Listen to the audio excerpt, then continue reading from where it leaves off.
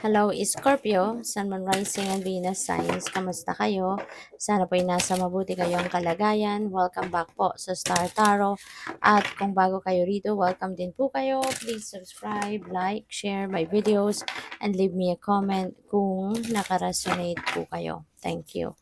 So, first card ni Scorpio, we have the altar.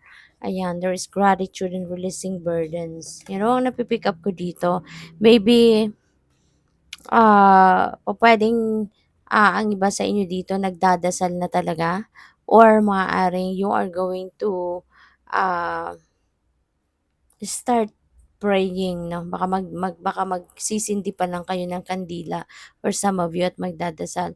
Parang iba sa inyo siguro nagdadasal na, nagsindi na ng kandila, nagdadasal na for gratitude, nagpapasalamat 'no.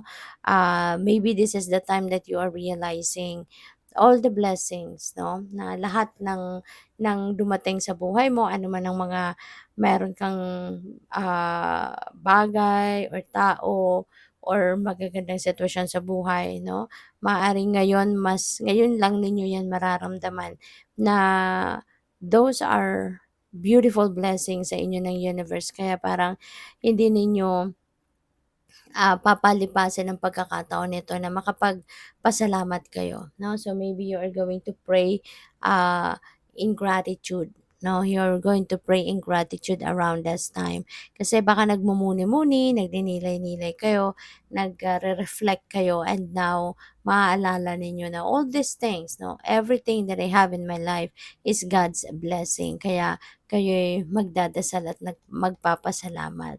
And this is also the time siguro no that you are going to offer everything to God, lalo-lalo na yung mga problema kung meron man kayong mga pinagdadaanan, maybe you're also going to offer that no to the divine. You are through prayer you are going to release no all the burdens that you have sa buhay mo sa ngayon, lahat ng problema mo, lahat ng nagpapabigat sa puso mo, sa damdamin mo, you are going to release all of them, 'di ba? Sa ngayon. So what else? We have walking staff, support and encouragement. You know what? It's either kayo yung susuporta, kayo yung merong susuportahan, merong tutulungan, kayo yung merong taong a-advisesan at i-encourage or pupuwedeng kayo ito 'no, na nangangailangan ng suporta at encouragement sa ngayon. So, either or 'no, either or, merong suporta dito 'no, merong encouraging words na sasabihin or maririnig kayo, you know. So, what else? So, planning, setting intentions, and optimism.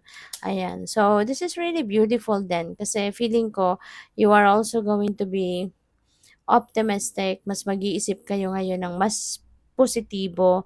Kaya naman, marami din kayong maiisip ngayon na magagandang bagay. Maybe you are also going to set new intentions. Ano yung mga gusto ninyong ma-achieve sa buhay ninyo this year or this time or in few months, no? So, maaring you are setting those intentions sa ngayon kasi maaring maaring marami na kayong intentions or ambitions na natupad na. No, maaaring meron na kayong mga dreams or mga heart's desires na natupad na nangyari na in the past.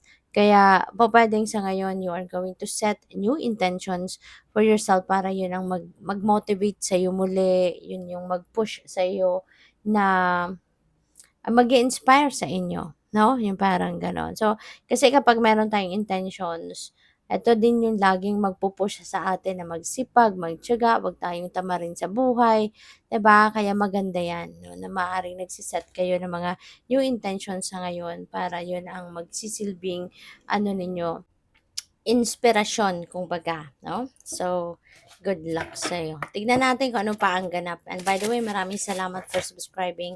And if you haven't subscribed yet, subscribe na kayo. And also, maraming salamat din for not skipping the ads. Malaking bagay po yan sa akin. Thank you.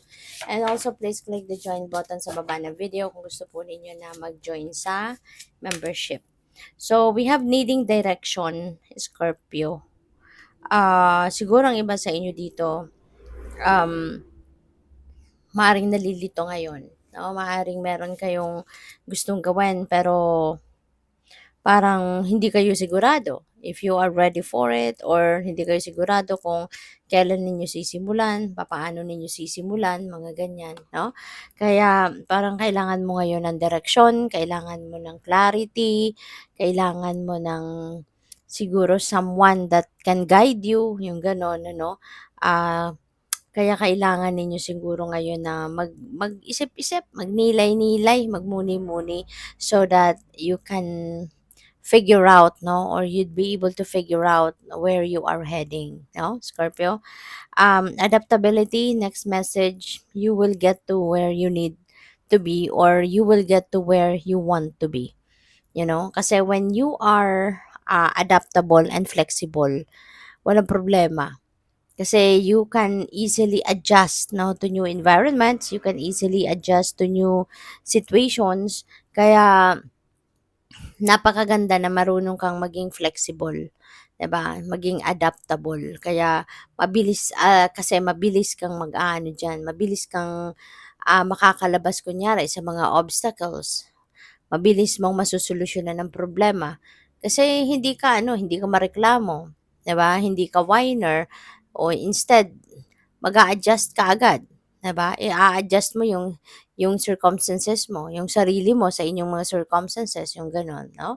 So, this could be an invitation para sa'yo, 'no, na maging adaptable ka, maging flexible ka, 'di ba? Para na kung meron ng mga challenges, mabilis mong masosolusyonan 'yan. Kasi hindi ka lang aasa 'no, sa kung ano lang yung alam mo, hindi ka lang aasa sa kung ano lang ang meron diyan, 'di ba? Kundi marunong ka din 'no, na mag-innovate, marunong ka din na mag-reinvent ng sarili mo, yung mga gano'n. So, we also have Me Talks, repairing the body, mind, and spirit. So, maaari din 'no, ng iba sa inyo dito baka kayo ay talagang, baka may mga tawag dito, may mga, um, confusion, meron kayong mga nararamdamang siguro kaguluhan talaga, chaotic yung isip ninyo kasi baka may imbalance, may imbalance. Kapag may imbalance kasi sa sarili mo, diyan nagsisimula ang problema. Diyan nagsisimula yung Diyan nagsisimula ang problema, diyan nagsisimula yung um, mga bagay na hindi mo na napapansin, 'di ba? Kaya mas lalong gumugulo yung isip mo kasi wala na sa wisyo or wala na sa focus, wala na sa sistema, 'di ba? At ang effective way to get back to balance para makabalik ka sa wisyo mo, um, is to repair your body, mind, and spirit, 'di ba? Ang unang-unang magagawa mo, magpapahinga, 'di ba? Take a time out, 'no, sa kung ano yung man ang mga pinagkakaabalahan ninyo, worldly things. Take a time out from that, 'no? Magpahinga, matulog, mag-ano kayo, mag-reflect, 'di ba? Mag-meditate is one of the best, 'no, na puwede ninyong gawin, meditation. Kasi talagang makakapag-unload ka ng mind chatter mo, gagaan ang pakiramdam mo, mas mawawala na yung mga gumugulo sa isip mo kasi magkakaroon ka ng clarity, And also, yung may mga katanungan ka sa sarili mo or sa universe, 'no, during meditation, diyan mo 'yan maririnig. 'No, ng mga sagot ng divine sa inyo, sagot ng spirit team mo, okay. Kaya 'yun ang gawin mo sa ngayon. Give yourself time to replenish your lost energy. Give yourself time to to think, to rest, to relax. Kasi tao lang tayo, napapagod tayo at kapag pagod tayo, 'di ba, irritable, mabilis mainis, yung gano'n. Parang walang halos pasensya, 'di ba? Kaya alam na alam mo 'no, kung kailangan mo na talaga na mag-step back muna sa kung ano man ang inyong mga pinagkakabalahan at ano yung mga gumugulo sa isip mo. So, what else? We have Knight of Pentacles, may offer, merong binibigay na Pentacle. So, merong offer dito na pwedeng pagkakakitaan, panibagong income stream ito or panibagong trabaho or career, business, investment, no, na siyang magdadala sa'yo ng kaperahan in the near future. So, congrats. We have star. Wow. So, needing direction kayo, 'di ba? Tapos pumasok sa star. So, ibig sabihin nito na eventually, you will be enlightened. Gagawin or gagamitin ng universe, no? Yung liwanag ng star para gabayan ka patungo doon sa kung saan ka dapat mapunta, ano na yung dapat mong gawin, anong dapat mong i-prioritize, anong dapat mong isipin, yung mga ganon. So, you will definitely be enlightened. You will be the path towards kung ano man na makakabuti sa inyo will be illuminated as well kaya magiging maayos na din ang inyong sitwasyon. And also this is new beginning. Okay? So talaga magsisimula kayo ng bagong chapter sa buhay mo at meron din ditong wish fulfillment kaya magiging masayang masaya din kayo in the end kasi mafu-fulfill na ang inyong panaginip. Mafu-fulfill na o ano man ang mga heart's desires ninyo. So we have the Four of Pentacles.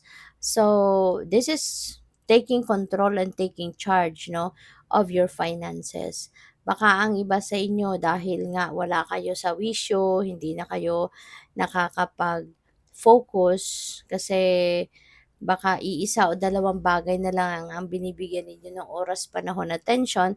Kaya may mga bagay na kayong nani-neglect and that could be one of those is money. Yung pagba-budget ninyo baka hindi niyo na yan naaayos ng mabuti.